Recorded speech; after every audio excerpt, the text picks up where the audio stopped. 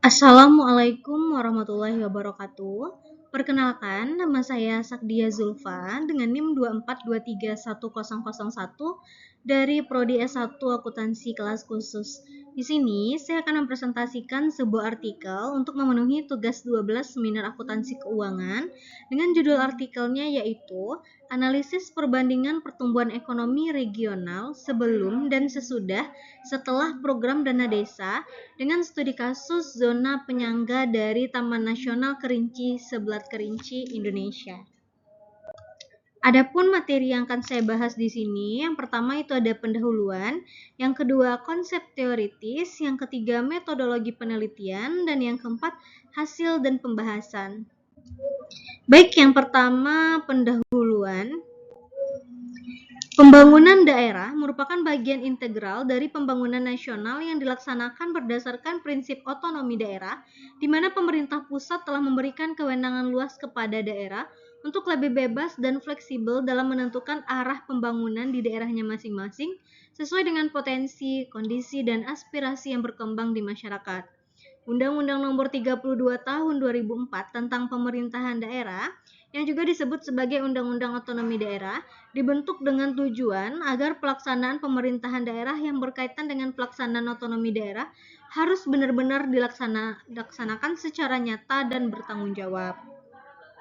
Keterbatasan lahan produktif untuk pembangunan daerah merupakan masalah utama dalam meningkatkan kesejahteraan masyarakat, terutama di daerah pedesaan.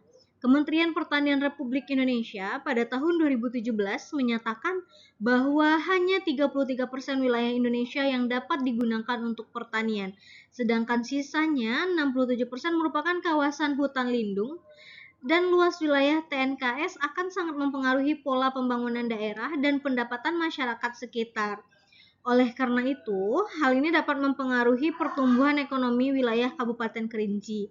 Pembangunan daerah membutuhkan faktor produksi berupa lahan produktif, namun lahan produktif tersebut masih luas dan sebagian besar termasuk dalam kawasan hutan lindung TNKS. Selanjutnya konsep teoritis, ini ada dua. Yang pertama kita akan membahas tentang konsep pembangunan regional dan yang kedua yaitu tentang dana desa dan pendapatan lokal. Baik, untuk yang pertama, konsep pembangunan regional. Terdapat beberapa pendekatan dan teori pembangunan yang mencakup berbagai pendekatan sosial yang berupaya mengatasi masalah keterbelakangan. Salah satu bentuk teori pembangunan regional adalah pertumbuhan tidak merata yang dikembangkan oleh Hirschsprung dan Myrdal. Teori ini menyatakan bahwa pembangunan suatu wilayah merupakan proses perumusan dan implementasi tujuan pembangunan pada skala supraurban, di mana pembangunan regional pada dasarnya dilakukan dengan memanfaatkan sumber daya alam secara optimal melalui pembangunan ekonomi lokal dalam kegiatan ekonomi dasar yang terjadi di wilayah tersebut. Lebih jauh lagi, suatu wilayah tidak dapat berkembang jika terjadi ketidakseimbangan, sehingga ketidakseimbangan harus terjadi. Penanaman investasi tidak mungkin dilakukan secara merata di setiap sektor di suatu wilayah, tetapi harus dilakukan secara terarah. Sektor-sektor yang diharapkan dapat mendorong kemajuan di sektor-sektor lainnya. Yang kedua, dana desa dan pendapatan lokal. Dana desa merupakan bagian dari pendapatan asli daerah yang merupakan salah satu sumber pendanaan pembangunan di daerah yang harus didorong untuk dioptimalkan penggunaannya guna meningkatkan pendapatan daerah yang sebagai manifestasi prinsip desentralisasi. Dana desa bertujuan untuk memberikan fleksibilitas kepada daerah dan mengelola pendanaan desa dalam pelaksanaan otonomi daerah sehingga semakin besar pendanaan pembangunan di daerah, pendapatan daerah juga akan meningkat sehingga dapat memberikan kontribusi maksimal bagi pertumbuhan ekonomi daerah tersebut. Selanjutnya, metodologi penelitian. Metode penelitian yang digunakan dalam penelitian ini adalah metode deskriptif dan komparatif. Data yang diperoleh dari penelitian dapat digunakan untuk memahami, memecahkan, dan mengantisipasi masalah. Penelitian deskriptif dan penelitian komparatif menjelaskan secara umum metode penelitian diartikan sebagai cara ilmiah untuk memperoleh data dengan tujuan dan penggunaan tertentu. Penelitian deskriptif adalah penelitian yang dilakukan untuk menentukan keberadaan variabel independen, baik satu variabel atau lebih variabel, tanpa melakukan perbandingan atau mencari hubungan antar variabel. Sedangkan penelitian komparatif adalah penelitian yang membandingkan keadaan satu atau lebih variabel dalam dua atau lebih sampel yang berbeda atau dua waktu yang berbeda. Teknik pengumpulan data yang digunakan dalam penelitian ini adalah riset kepustakaan yang dilakukan untuk memperoleh data penelitian sekunder dengan menelaah teori-teori yang berkaitan dengan topik penelitian yang bersumber dari riset kepustakaan. Sumber riset kepustakaan dapat diperoleh dari buku, jurnal, majalah, hasil penelitian sebelumnya yang telah dipublikasikan, dan sumber lain seperti internet, surat kabar, dan lain-lain yang sesuai dengan topik penelitian.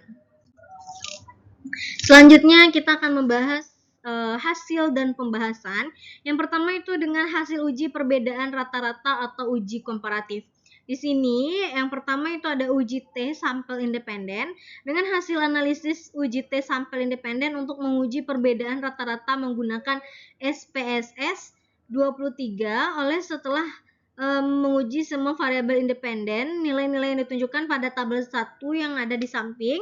Bisa dilihat itu ada variabel, ada nilai, ada status, dan ada penjelasan. Tabel 1 menjelaskan hasil dari uji statistik independen, tabel t-test dengan batas signifikansi. Dengan nilai Y yaitu sama dengan 0,05 dan hanya variabel tingkat pertumbuhan GRDP yang memiliki nilai P kecil dari 0,5 yang berarti hipotesis A adalah diterima dan menjelaskan bahwa terdapat perbedaan signifikan antara variabel independen yang diteliti dengan variabel dependen. Selanjutnya dengan uji T berpasangan. Hasil analisis uji T berpasangan, uji ini ditujukan untuk uji perbedaan atau uji perbandingan dengan membandingkan apakah ada perbedaan pada mean atau rata-rata dari dua kelompok berpasangan pada subjek yang sama. Seperti ada di tabel 2, itu hasil analisis sampel berpasangan korelasi variabel penelitian dengan nilai korelasi yang berbeda-beda.